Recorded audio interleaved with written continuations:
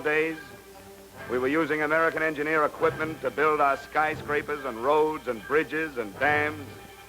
Big, slow-moving stuff, nice to look at on a lazy afternoon, digging the foundations for the skyscrapers, crawling away down on the farm, piling up concrete for the dams. We got used to the steam shovels and tractors and all the other machines like we got used to the flivver. Well, a lot of us who use them in America are using them again now. In a lot of places we never dreamed of seeing. Hard to think of bulldozers and road rollers and stuff like that fighting a war, but they're doing it and winning it. You guys in the factories and us guys out in the field, we're the muscle men, the sweat men, the jackhammer boys. We got our own little specialty in this war, work. You hear a lot about manpower, firepower, air power, sea power. We can give them the lowdown on work power. That's a beach that sea power has brought the troops to. We cleared it of mines. We laid those landing mats. That's a road cut through the heart of the jungle. We built it. That's a bridge that firepower is moving across. We built it. That's an airstrip that air power is landing on. We built it. We did it. Engineers and SEABEES and the guys who made our hard-hitting, hard-digging equipment. It's tough on the men who haven't got it. Take the Chinese. They're forced to clear an airstrip by hand. Takes months. We do it with machines in hours. And in India, here's their power tools. What they do with elephants in a year, we do with machines in minutes. When we went into North Africa, there were 9 airfields. A half year later, there were 127. We deal in real estate. Our job is to shove it around. Our job is to move the earth. And before our job is done, the planes don't fly and the ships don't sail and the men don't fight. We're the deadline boys. Until our job is done, the war stops.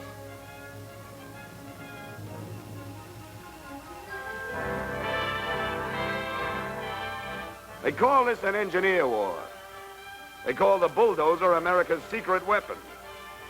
And we guys who use it want you guys who make it to know just how important it is. Soldier named Montgomery, English soldier, said you could do everything with a bulldozer but shave with it. This little baby has plenty of big brothers doing plenty of odd jobs. Unloading supplies, pulling down walls, pushing down walls, clearing rubble, clearing the beaches, helping tanks out of trouble, helping jeeps out of trouble, helping boats out of trouble. Moving the earth, moving it faster than it's ever been moved by an army before. A lot of guys want a Jeep when this war's over. Brother, give me a bulldozer and a new back.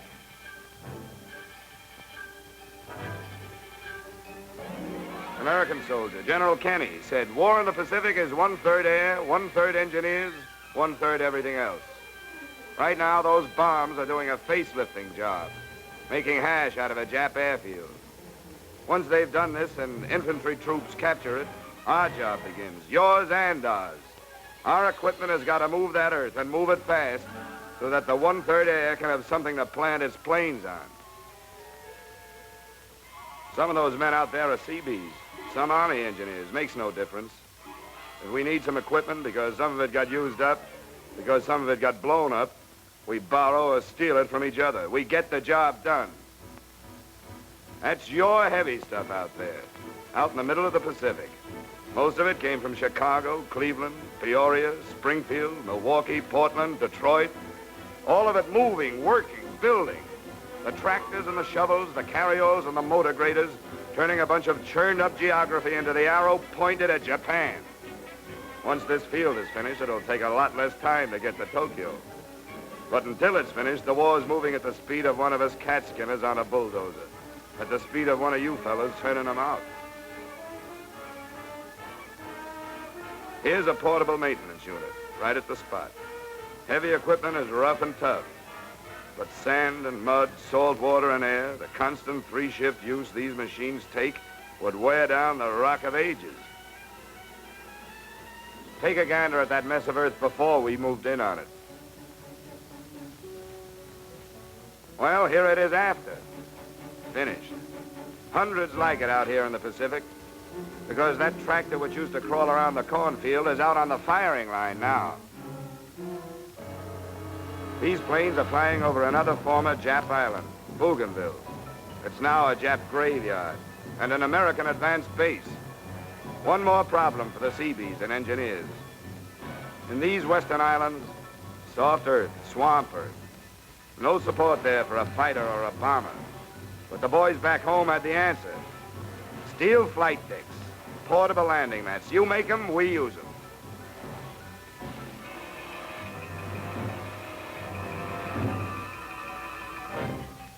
Lay ourselves an airstrip like linoleum. Here in Bougainville, where the climate's steam heated. Or up in the Aleutians, where it's ice conditioned.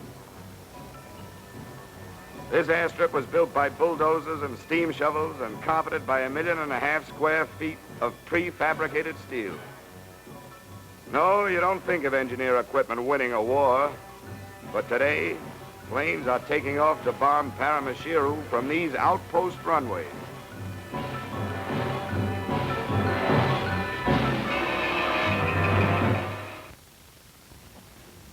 Yeah, we set the pace for the rest of this army. Lots of time, our equipment builds the roads that move the supplies to the front. Soldier named Giraud, French soldier, said those crazy American engineers, they could build a 2-lane highway right into the front lines. We could, too, because we've got the tough, powerful machines to do the job. Lots of times, some of the roads lead to this. Yeah, they blew them right, left, and center. In Sicily, the Germans blew 160 of them. That was nothing compared to Italy. And as fast as they smashed them, we tossed some kind of bridge across. One of these, a steel treadway with rubber pontons, a fixed trestle, semi-permanent, or what have you. At Point Calava, the Nazis pulled this one. They blew a hole 150 feet long in the road shelf itself. Drop a rock and it'd never stop rolling till it hit the sea. We had to put the whole 3rd Division, thousands of men, thousands of vehicles over that spot fast. We did it. We threw a bridge across that hole. Took us 24 hours. We're still making that deadline. We did it with our air compressors, our jackhammers, all the engineer equipment made for emergencies like these by the work of you men and women back in America. We did it with work out here. That's not cheese, that bit's drilling. There's no circus net under that tightrope walker.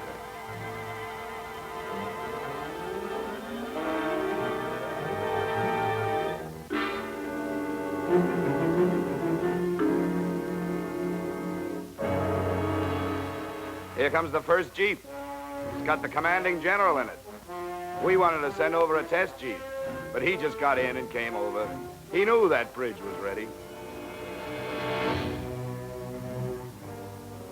You're looking at the city of Naples when the Nazis got through with it. Here's the harbor. Ships scuttled, piers blasted. No good taking the city without sailing our supplies into the port.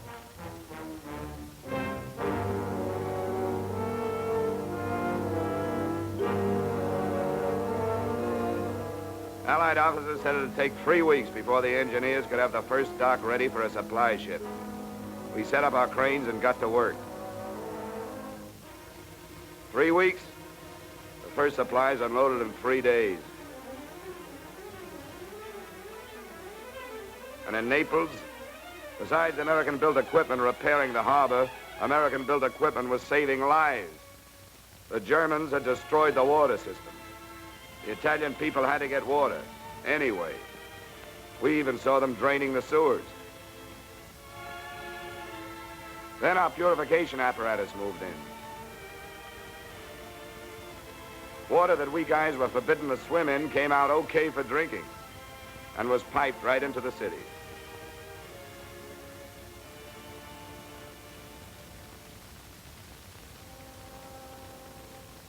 Yep, we deal in water. Our job is to use it, dam it, move it, cross it. Sometimes we have to fight it.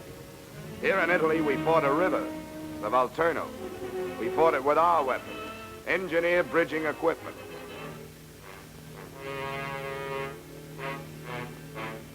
The river was tough. It tore up a lot of our stock and trade. It tore up a lot of our men. 4 bulldozer drivers died at their wheels in this operation.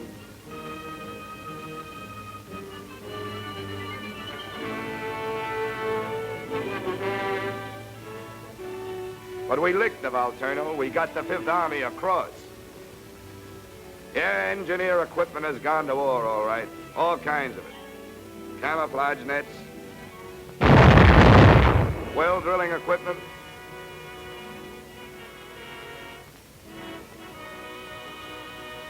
searchlights, generators for the searchlights, mine detectors, carryalls, turniples, pneumatic pontons, steel treadways, steel mats, shovels, jackhammers, road rollers, sheep's foot rollers, cranes, drag lines, bulldozers.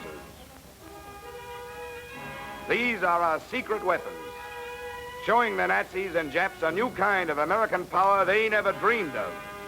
The work power of those who make them and those who use them. Yeah, we need American engineer equipment, more and more of it, for all the places these convoys are sailing to. We need it because it's 1/3 of winning this war. Lots of ships down there, loaded with equipment from home. Not all of it reaches us. Some of it winds up like this. And like the supplies, men get burned up, too. Here are the guys waiting to work with the stuff you make. The only time we stop working is when we fight. And don't think we don't fight. Engineers were the first American ground troops to see action in the Southwest Pacific. In Attu and the Aleutians, SEABEES stopped the Japs.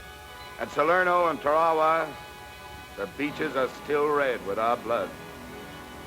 A lot of engineers and SEABEES are lying under those crosses, beside the airstrips and roads and bridges they built, so that the rest of us in Peoria and Casino, in Milwaukee and the Marshalls, in Chicago and Kiska, in Portland and on the Lido Road, in Detroit and Anzio, in Springfield and Cape Gloucester, in Cleveland and Bougainville, so that the rest of us can keep on working and fighting.